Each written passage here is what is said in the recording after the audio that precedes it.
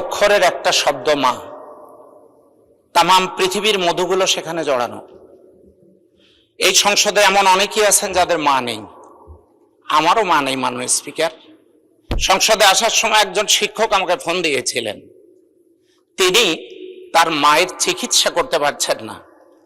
আমার প্রশ্ন হলো, সরকারি চাকরিজীবীদের প্রত্যেক মাসেই যদি 1-2 তারিখের মধ্যে বেতনের প্রয়োজন হয় আমরা দিয়ে থাকি, ঈদ চলে গেল, আজ মাসের 16 তারিখ মাননীয় স্পিকার, মাদ্রাসার কোন শিক্ষককে বেতন দেওয়া হয়নি। মে মাসের বেতনটা এখনো পর্যন্ত তারা পায় নাই। তো আমার প্রশ্ন হলো যে যদি আমরা বেতন দেই, এটা মাসের শুরুতে দিলে তো তারা উপকৃত হতে পারে।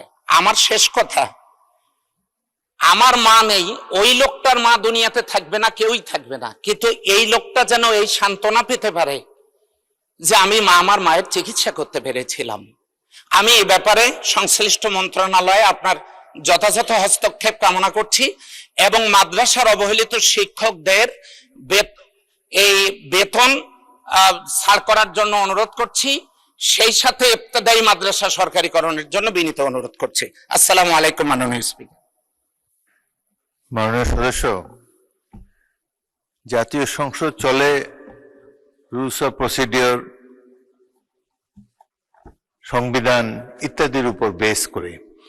এখানে যত সদস্য আছে 350 জন, সবাই দাঁড়িয়ে বক্তব্য দিতে পারবেন। এরা সবাই নির্বাচন করে আসছে, কেউ সরাসরি, কেউ পরোক্ষভাবে নির্বাচিত হয়ে আসছে। বক্তৃতাতে সবাই সমান পারদর্শী। আর সমস্যা তো অন্তহীন বাংলাদেশের।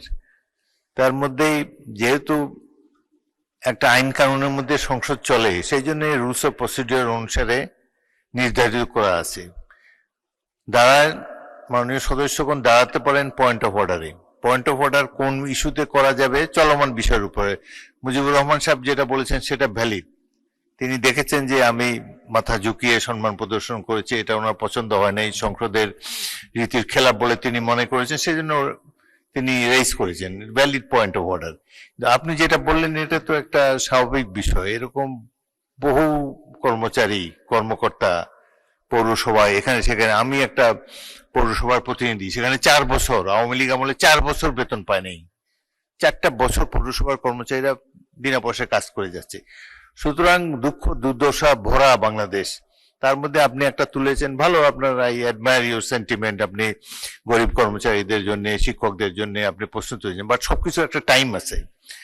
সাধারণত টাইম হয় প্রশ্নকাল শেষ হলে, তারপরে প্রশ্নকাল শেষ হওয়ার অব্যবহিত পরে আপনার দাঁড়াবেন। আমিও আগেও বলেছি, তখন হলো পয়েন্ট অফ অর্ডার রেইজ করার সময়। তারপরেও যখন বাজেট অধিবেশন চলে, এই সময় পয়েন্ট অফ অর্ডার দেওয়া হয় না, কারণ দীর্ঘ সময় বক্তব্য রাখতে হয়, এটা গুরুত্বপূর্ণ অধিবেশন। সুতরাং যখন ইচ্ছে দাঁড়ালেন, একটা বক্তব্য দিয়ে দিলেন, এটা সংসদে চলে না। কিছু মনে করবেন না, ভবিষ্যতে সময় অনুসারে বলবেন, প্রশ্নকালের অব্যবহিত পরে। এবং অনেক ভ্যালিড রিজন আছে আপনাদের দাঁড়াবার জন্য। কিন্তু আর তারপরেও যদি মনে করেন যে প্রধানত সংসদ হলো যে মুখে মুখে চালানো যায় না কোনো কিছু, আপনাকে নোটিশ দিতে হবে। এই কথাটাই আপনি যদি নোটিশ দিতেন, আমি শিক্ষামন্ত্রীর, আমরা হয়তো এটা 71 বিধিতে বা অন্যান্য আলোচনার ক্ষেত্রে নিতে পারতাম। সুতরাং ভবিষ্যতে আপনি সংসদের কার্যপ্রণালী বিধি অনুসরণ করে দাঁড়াবেন, এটাই আপনার কাছে সবিনয় নিবেদন।